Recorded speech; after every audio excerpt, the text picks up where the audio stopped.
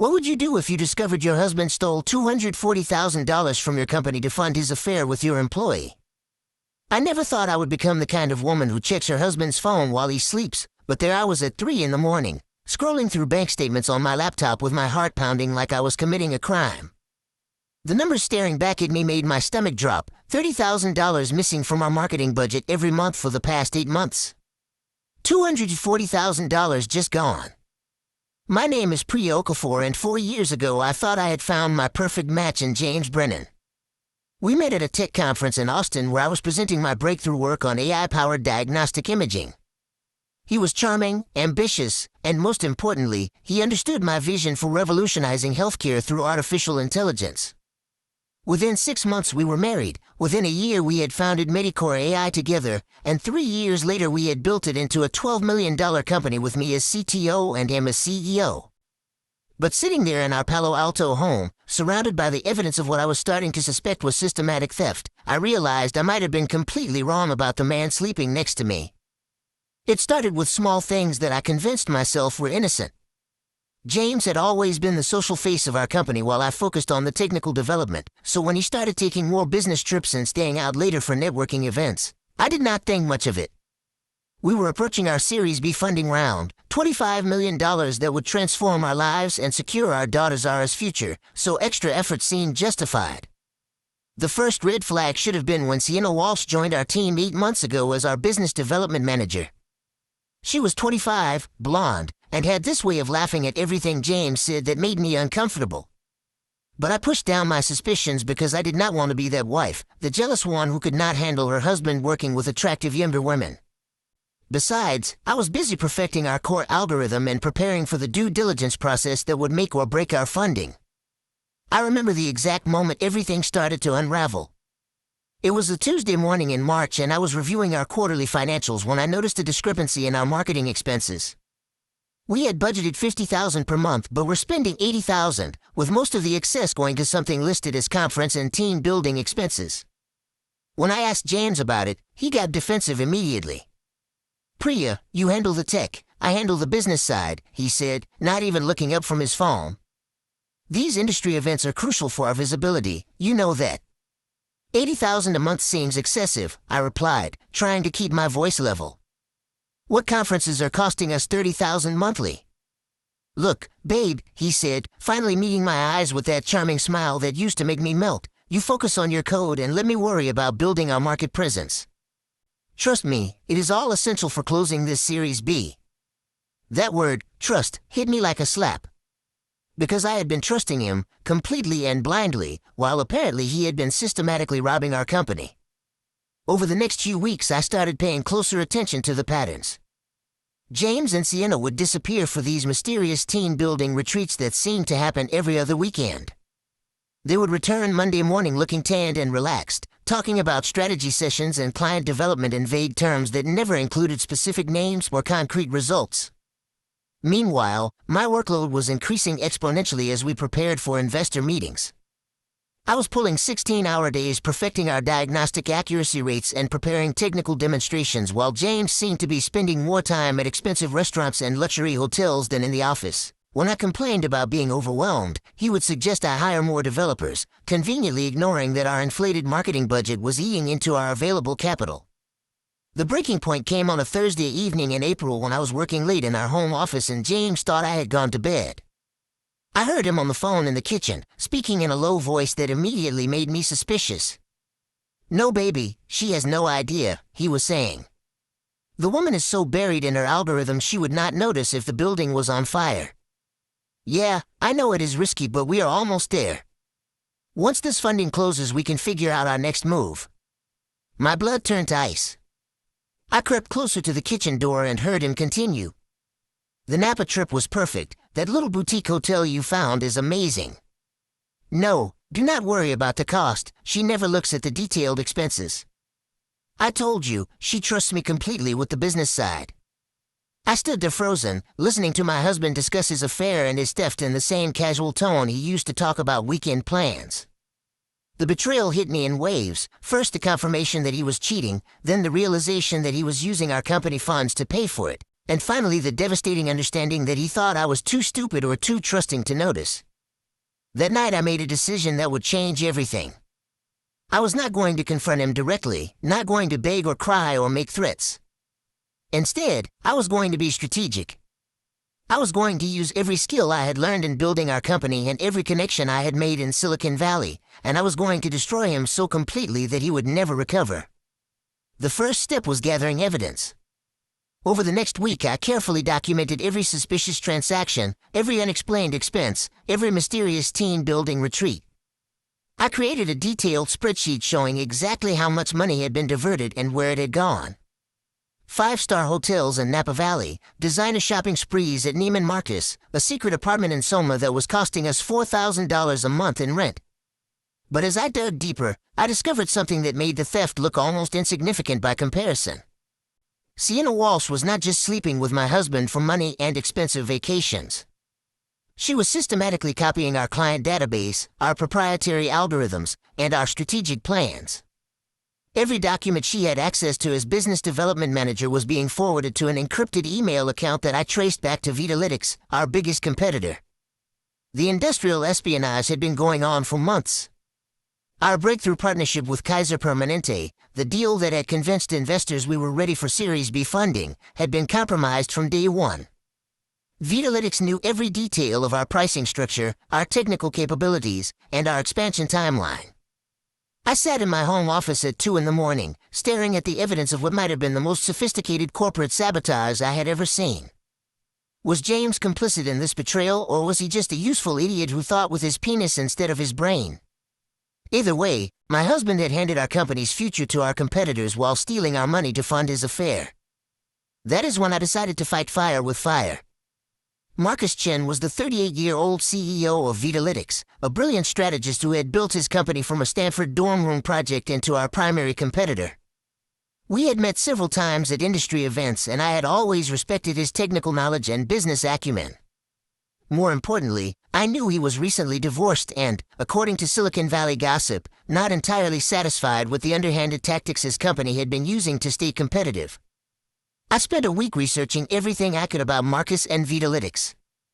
Their funding history, their technical capabilities, their client roster, and most importantly, their corporate culture and ethical standards. What I found gave me hope. Despite the industrial espionage that Sienna was conducting, Marcus himself had a reputation for honest dealing and innovative thinking. If I could approach him correctly, I might be able to turn this entire situation to my advantage. The opportunity came at the Bay Area Healthcare Innovation Summit in early May. I knew Marcus would be there giving a keynote on AI ethics and medical diagnostics, and I made sure to attend his session. His presentation was impressive, focused on the importance of transparency and trust in healthcare AI systems. When he finished, I approached him during the networking break. "Marcus, excellent presentation," I said, extending my hand. "Priya Okafor from Medicore AI. I particularly appreciated your points about algorithmic accountability." "Priya, of course," he replied, his handshake firm and his smile genuine. "Your work on diagnostic imaging is revolutionary. I have been following your publications for years." We spent 20 minutes discussing technical challenges and industry trends, and I was struck by how refreshing it was to talk with someone who understood both the technical and business implications of our work. For the first time in months, I felt intellectually stimulated rather than frustrated. "Would you be interested in continuing this conversation over dinner?" Marcus asked as the networking session wound down. "I would love to pick your brain about some challenges we are facing with our imaging algorithms." "I would enjoy that," I replied, and I meant it. Not just because it fit perfectly into my plans for revenge, but because I genuinely wanted to spend more time with someone who respected my expertise. We met 3 days later at a quiet restaurant in Menlo Park, far from the usual Silicon Valley networking spots where we might run into colleagues. What was supposed to be a business dinner turned into a 4-hour conversation that ranged from technical challenges to personal philosophies to shared frustrations with the competitive pressures of the startup world. "Can I ask you something?" Marcus said as we shared dessert. "You seem frustrated lately. Is everything okay with Medicore?" This was my opening, but I had to be careful. I needed to plant seeds of doubt without appearing desperate or vindictive. "Just the usual pre-funding stress," I said with a slight smile. although I have been noticing some concerning patterns in our financial management lately. Nothing I cannot handle, but it is making me question some of my assumptions about business partnerships." "That sounds ominous," Marcus replied, leaning forward with interest. "Want to talk about it?" "Not really," I said, maintaining an air of professional discretion. "But I will say this, when you are building something you believe in, it is devastating to discover that not everyone shares your commitment to integrity." Marcus nodded thoughtfully. "I have learned the hard way that you cannot assume everyone has the same ethical standards you do.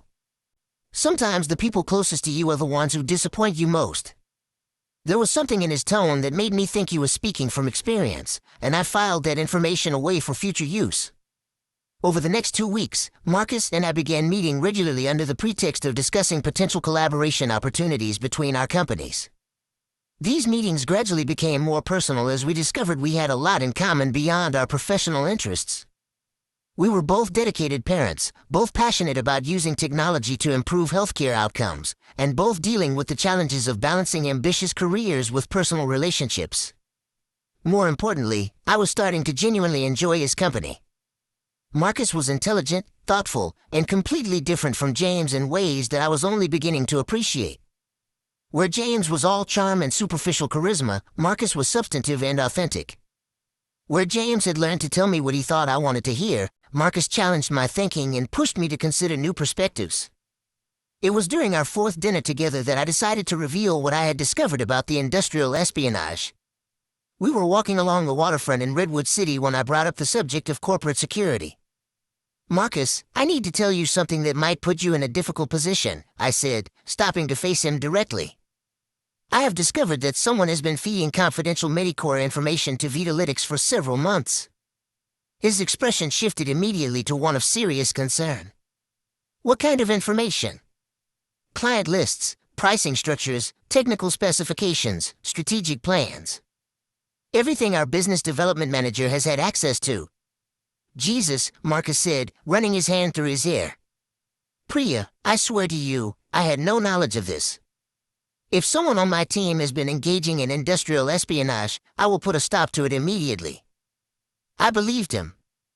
The shock and anger in his voice seemed completely genuine, and it confirmed my suspicion that the espionage was being conducted without his knowledge or approval. "I think I know who the source is," I continued, "but I wanted to give you a chance to investigate internally before I take any action." "Who do you suspect?" "Sienna Walsh, our business development manager. She has been having an affair with my husband, and I believe she is using their relationship to gain access to sensitive information." Marcus stopped walking entirely and turned to stare at me. "Your husband is cheating on you?" "Among other things," I said, surprised by how calm I sounded. "He has also been embezzling from our company to fund his affair with Sienna." "Priya, I am so sorry." "That is horrible." "Do not be sorry," I replied. "Be strategic. This situation represents an opportunity for both of us." That was the moment our relationship shifted from professional collaboration to something much more personal and potentially dangerous. Marcus reached out and took my hand, and instead of pulling away, I let him. "What are you proposing?" he asked quietly. "I am proposing that we help each other solve our problems. You want to eliminate unethical behavior in your organization, and I want to save my company from sabotage and theft. I think we can accomplish both goals." Over the next week, Marcus conducted his internal investigation and confirmed everything I had told him. Sienna had been feeding information to a mid-level manager at Vitalytics who had been passing it up the chain without identifying the source. The manager was immediately fired, but the damage to our company had already been done. Meanwhile, I was putting together a comprehensive case against James that would be impossible for him to deny or explain away. Bank records, email communications, hotel receipts, travel expenses, and most damning of all, security footage from our office building showing Sienna accessing our servers after hours and copying files to external devices. But as I built my case for corporate sabotage and embezzlement, something unexpected was happening between Marcus and me. What had started as a strategic alliance was developing into genuine feelings that complicated my plans for revenge. It happened on a Tuesday evening when we were supposed to be discussing the technical details of a potential collaboration between our companies. Instead, we spent 3 hours talking about our fears, our dreams, and our disappointments. When Marcus walked me to my car, he stopped and cupped my face in his hands. "Priya, I know the timing is terrible and the situation is complicated, but I am falling for you," he said quietly. "This started as business, but it has become something much more important to me." I should have been calculating how to use his feelings to advance my plans. Instead, I found myself being completely honest. "I am falling for you too," I admitted. "And that terrifies me because I do not trust my judgment about men anymore." "You can trust me," Marcus said, and then he kissed me softly, sweetly, in a way that James never had even at the beginning of our relationship. Standing there in the parking lot, being held by a man who respected my intelligence and valued my opinions, I realized that my marriage had been over long before I discovered the affair. James and I had become business partners who shared a bed and a child, not lovers who supported each other's dreams and ambitions. The kiss with Marcus was not just revenge against my cheating husband. It was a revelation about what I actually deserved in a relationship. From that night forward, Marcus and I were definitely having an affair, although it felt nothing like the sordid betrayal that James was conducting with Sienna. We were two people who had found each other at exactly the moment we both needed support, understanding, and genuine partnership. But I never forgot that my primary goal was still to destroy James professionally and financially before he could destroy everything I had built. The perfect opportunity came 2 weeks before our Series B funding meeting. James announced that he was taking Sienna on another team-building retreat to Monterey to prepare for the investor presentations. I told him it sounded like a great idea and even suggested they extend the trip an extra day to really focus on strategy.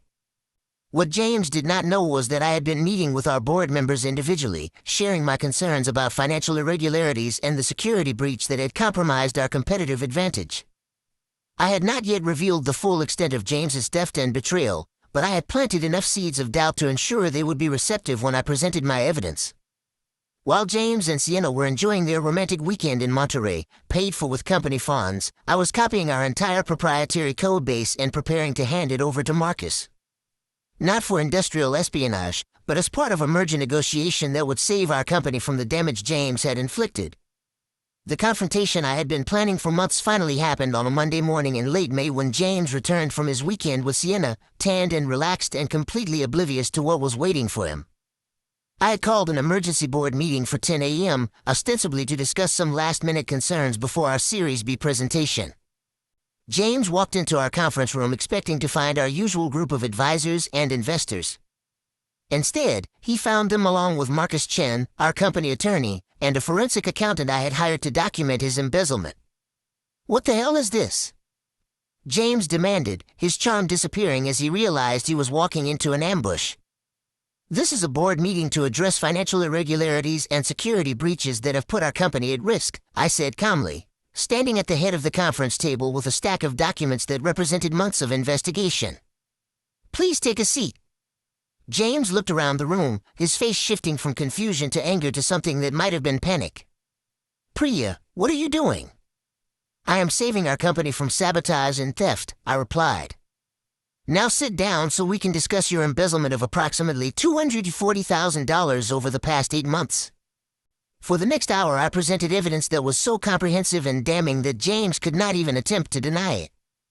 Bank records showing systematic fund transfers, hotel receipts and credit card statements proving he had been using company money for personal expenses. Email communications between him and Sienna discussing their affair and the use of company resources to fund it.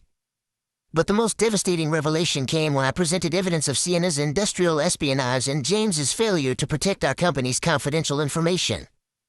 "Your girlfriend has been systematically copying our client database, our proprietary algorithms, and our strategic plans," I said, projecting the security footage on our conference room screen. "She has been feeding this information to Vitalytics for months, compromising our competitive position and potentially destroying our prospects for Series B funding." James went completely pale as he watched footage of Sienna accessing our servers after hours and copying files to external devices. "I did not know," he said weakly. "Priya, I swear to you, I had no idea she was doing this." "Whether you knew or not, you created the circumstances that allowed it to happen," I replied. "Your affair and your embezzlement made our company vulnerable to corporate espionage." That was when Marcus spoke for the first time since entering the room. Actually, James, I think there might be a way to salvage this situation, he said calmly. Priya and I have been discussing a potential merger between Medicore and Vitalytics that could benefit both companies and minimize the damage from this security breach. James stared at Marcus with growing horror as he began to understand what was happening. You planned this, he said, looking back and forth between us. You two are working together. We are solving a problem that you created, I said. The question is whether you want to be part of the solution or whether you prefer to face criminal charges for embezzlement and corporate negligence. The merger negotiation took 3 weeks to finalize, but the outcome was everything I had hoped for and more. Vitalytics acquired Medicore for $18 million, with me retaining a significant equity stake and becoming Chief Innovation Officer of the combined entity. Our employees kept their jobs, our technology found a stable home with better resources for development, and our clients benefited from expanded capabilities and improved service. James received exactly what he deserved, which was nothing. The board voted to terminate his employment for cause, which meant he forfeited his equity stake and his severance package. The company recovered the $240,000 he had stolen by seizing his personal assets, including his car and his secret apartment. Sienna was fired immediately and escorted from the building by security. But the personal consequences were even more satisfying than the professional ones. James had to move out of our Palo Alto home, which I kept as part of our divorce settlement since I could prove his adultery and financial misconduct. I was awarded primary custody of Zara, who adapted remarkably well to our new living situation, especially after Marcus started spending time with us and proved to be a patient and caring stepfather figure. The most ironic twist came 6 months later when James and Sienna broke up acrimoniously after he could no longer afford the lifestyle she had become accustomed to. She moved back in with her parents in Ohio while he took a junior position at a struggling startup for 1/10 of his previous salary. Meanwhile, Marcus and I were planning our engagement and building a combined company that was positioned to revolutionize healthcare AI. Sitting in my home office now, exactly 1 year after I first discovered James's betrayal, I am reviewing the financial projections for our expanded company and marveling at how much my life has changed.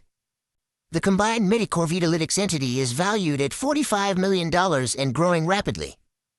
I have a $5 million finder's fee from the client transitions, equity worth approximately $8 million, and most importantly, a partner who values my intelligence and supports my ambitions. Zara is thriving in her new school and has started calling Marcus Bonus Dad, which makes both of us cry happy tears. We are planning a small wedding next spring, followed by a honeymoon in New Zealand where we can disconnect from Silicon Valley and focus on being a family. The lesson I learned from this entire experience is that revenge is most satisfying when it serves justice rather than just personal satisfaction. I did not just want to hurt James for betraying me, I wanted to protect what I had built and create something even better. By channeling my anger into strategic thinking and careful planning, I was able to transform a devastating betrayal into an opportunity for growth and success. James thought he was smarter than me, that I was too focused on technology to notice his business maneuvering. But he forgot that building a successful company requires exactly the same skills needed to dismantle someone who threatens what you have built. Attention to detail, strategic thinking, patience, and the ability to see 3 moves ahead. In the end, the best revenge was not just destroying James's career and personal life, although that was certainly satisfying. The best revenge was building something better than what he had tried to take from me. Marcus and I are creating a company that will genuinely improve healthcare outcomes for millions of people. We are raising a daughter who will grow up seeing what healthy partnerships look like. And we are proving that sometimes the most devastating betrayals can lead to the most unexpected blessings. James taught me that I could not trust blindly, but Marcus taught me that I could still trust wisely. The difference has made all the difference in my life.